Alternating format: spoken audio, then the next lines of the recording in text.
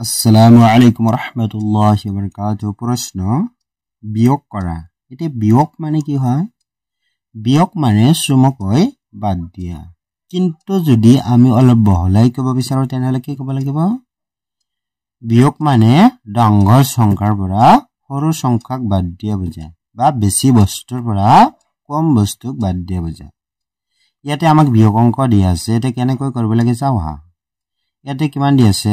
45,62,913 পৰা 32,41,802 বিয়োগ কৰিব গৈছে। এনেধৰণে যদি আমাক পথালিকৈ দিয়া থাকে, প্ৰথমে আমি এনে পথালিকৈ তুলিম। তোলাৰ পিছত আমাক প্ৰথম নিয়মটো হ'ল আমি স্থান অনুযায়ী কি কৰিম? পোনে পোনে তুলি ল'ম। যি সংখ্যাৰ পৰা আমাৰ যি সংখ্যাটো বিয়োগ কৰিব লাগে সেই ডাঙৰ সংখ্যাটো আমি ওপৰত এনেধৰে তুলিম। তোলাৰ পিছত সৰু সংখ্যা যি সংখ্যাটো বিয়োগ কৰিবলৈ সেইটো তলত এনেধৰে পোনে পোনে তুলিব লাগে। স্থান অনুযায়ী পোনে পোনে তুলিব লাগে। একক স্থানত পোনে পোনে একক স্থানত তুলিব লাগে। দশক স্থানৰ তললৈকে দশক স্থানৰ অংক তুলিব লাগে। এনেধৰণে আমাক স্থান অনুযায়ী তুলিব লাগে। ২ নম্বৰ নিয়মটো হ'ল আমি সোঁফালৰ পৰা বিয়োগ কাৰ্য আৰম্ভ কৰিম না বাওঁফালৰ পৰা? আমি যদি বাওঁফালৰ পৰা বিয়োগ কাৰ্য আৰম্ভ কৰোঁ তেনেহ'লে হ'ব নেকি? কেতিয়াও নহয়। আমাৰ সদায় মনত ৰাখিব লাগিব আমি সোঁফালৰ পৰা বিয়োগ কাৰ্য আৰম্ভ কৰিব লাগিব। আৰু ৩ নম্বৰ নিয়মটো হ'ল যদি ওপৰত ডাঙৰ অংক দিয়া থাকে তলত সৰু অংক দিয়া থাকে, আমি ডাঙৰ অংকৰ পৰা অকল সৰু অংকটো বাদ দিলেই হ'ব। কিন্তু যদি ওপৰত সৰু অংক দিয়া থাকে তলত ডাঙৰ অংক দিয়া থাকে বিয়োগ নাযায় তেনেহ'লে আমাক কি কৰিব লাগিব? তাৰ বাওঁফালৰ অংকৰ পৰা একডোখৰ ধাৰ ল'ব লাগিব। ধাৰ লোৱাৰ পিছত আমি বিয়োগ কৰিব লাগে। বিয়োগ কৰাৰ পিছত আমি যিখিনি ধাৰি ল'ম সেইখিনি ঘূৰাই দিব লাগিব। ঘূৰাই দিয়াৰ পিছত আকৌ যদি ধাৰ লোৱাৰ প্ৰয়োজন হয় আকৌ আমি ধাৰ ল'ম। এতিয়া কেনেদৰে কৰিব লাগে চাওঁ। ইয়াতে আমাৰ কি আছে? হাতৰ মুঠিত ৩টা চকলেট আছে, আমাক দিব লাগে কেইটা? 2টা। আমি যদি 3টা চকলেটৰ পৰা 2টা দি দিওঁ তেনেহ'লে কিমানটা থাকিব? এটা থাকিব।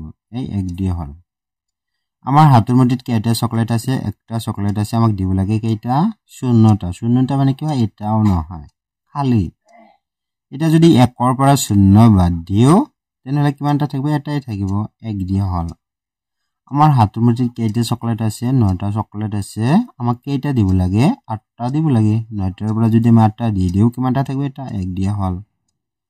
আমাৰ হাতৰ মুঠিত কেইটা চকলেট আছে? 2টা চকলেট আছে, আমাক কেইটা দিব লাগে? 1টা। 2টাৰ পৰা 1টা দি দিলে কিমানটা থাকিব? 1টাই থাকিব। 1 দিয়ে হ'ল। আমাৰ হাতৰ মুঠিত কেইটা চকলেট আছে? 6টা চকলেট আছে, আমাক দিব লাগে কেইটা? 4টা। 6টা চকলেটৰ পৰা যদি আমি 4টা দি দিওঁ কিমানটা থাকিব? 2টা। 2 দিয়ে হ'ল। আমাৰ হাতৰ মুঠিত কেইটা চকলেট আছে? 5টা, আমাক দিব লাগে কেইটা? 2টা।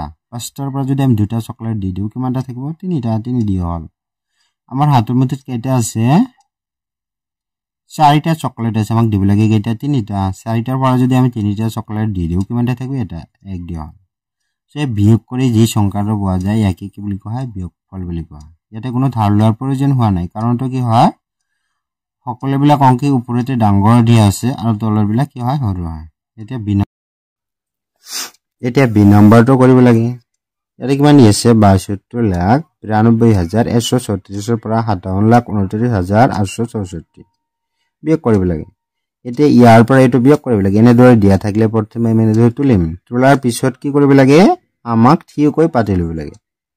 আমি যি সংখ্যাৰ পৰা যি সংখ্যাটো বিয়োগ কৰিম এই ডাঙৰ সংখ্যাটো ওপৰত এনেদৰে তুলিব লাগে। তোলাৰ পিছত সৰু সংখ্যাটো যি সংখ্যাটো বিয়োগ কৰিম সেইটো স্থান অনুযায়ী তলে তলে পাতি ল'ব লাগে।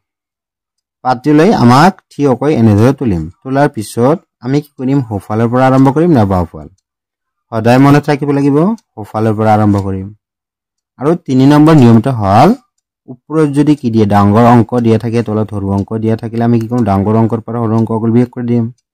কিন্তু যদি ওপৰত সৰু অংক দিয়া থাকে তলত ডাঙৰ অংক দিয়া থাকে তেনেহ'লে আমাক কি কৰিব লাগিব? তাৰ বাওঁফালৰ অংকৰ পৰা একডোখৰ ধাৰ ল'ব লাগিব। ধাৰ লোৱাৰ পিছত আমি বিয়োগ কৰিম। বিয়োগ কৰাৰ পিছত সেইখিনি ধাৰ লোৱাখিনি আমি ঘূৰাই দিম।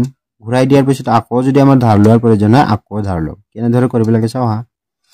ইয়াৰ আমাৰ হাতৰ মুঠিত কেইটা চকলেট আছে? 6টা, আমাক দিব লাগে কেইটা? 4টা। এতিয়া আমি 6টা চকলেটৰ পৰা 4টা দি দিলোঁ। দিয়াৰ পিছত আমাৰ কেইটা থাকিব? 2টাই। 2 দিয়া হ'ল।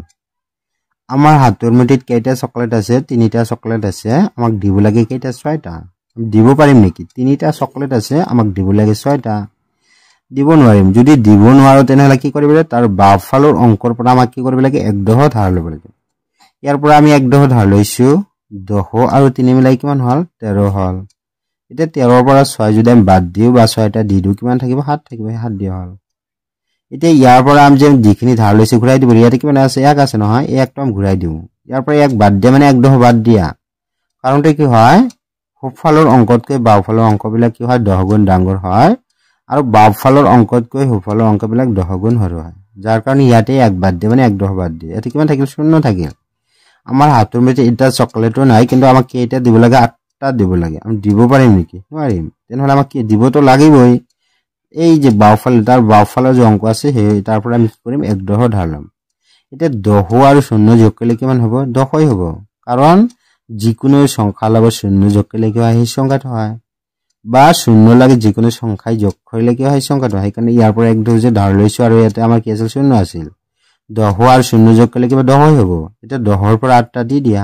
দি দিয়া হল কিমান ঠাইত 2 হ'ব এই 2 দিয়া হল এতিয়া আকৌ ইয়াৰ পৰা আমি ধাৰ লৈছো কিন ঘূৰাই দিয়াতে 2 আছে নহয় 2 ৰ পৰা 1 বাদ দিয়ে মানে 1 দহ বাদ দিয়ে 2 ৰ পৰা 1 গলে কিমান থাকিব 1 থাকিব এতিয়া আমাৰ হাতৰ মতে কেইটা চকলেট আছে একটা চকলেট আছে আমাক দিব লাগে কেইটা 9টা আমি দিব পাৰিম নোৱাৰিম দিবতো লাগিবই কি কৰিম তাৰ যে বাওঁফালৰ অংক আছে এই বাওঁফালৰ অংকৰ পৰা 1 দহ ধাৰ লম এতিয়া ইয়াৰ পৰা 1 দহ ধাৰ লৈছো আৰু আমাৰ হাতৰ মতে কেইটা আছিল একটা আছিল 10 আৰু 1 যোগ কৰিলে কিমান হ'ব 11 হ'ব এতিয়া 11ৰ পৰা যদি আমি 9টা দি দিও কিমানটা থাকিব 2টা এই 2 দিয়া হল এতিয়া ইয়াৰ পৰা যে আমি যিখিনি ধাৰ লৈছো ঘূৰাই দিব লাগিব ইয়াতে কিমান 9 আছে 9ৰ পৰা 1 বাদ দিয়ে মানে 1 দহ বাদ দিয়া 1 বাদ দিলো কিমান থাকিল 8 থাকিল এতিয়া 8ৰ পৰা যদি আকৌ আমি 2 বাদ দিও কিমান হ'ব 6 হ'ব এই 6 দিয়া হৈছে এতিয়াতো আমাৰ ধাৰ আৰু নাই ইয়াতে কিমান আছে 2 আছে ইয়াতে কিমান আছে 7 এটা আমাৰ হাতৰ মতে দুটা চকলেট আছে আমাৰ দিবলৈ 7টা দিব লাগে আমি দিব পাৰিম নেকি নোৱাৰিম আমাক দিবতো লাগিব সেইকাৰণে আকৌ কি কৰিব ইয়াৰ পৰা তাৰ বাওঁফালৰ অংকৰ পৰা 1 দহ ধাৰ ল'ব লাগিব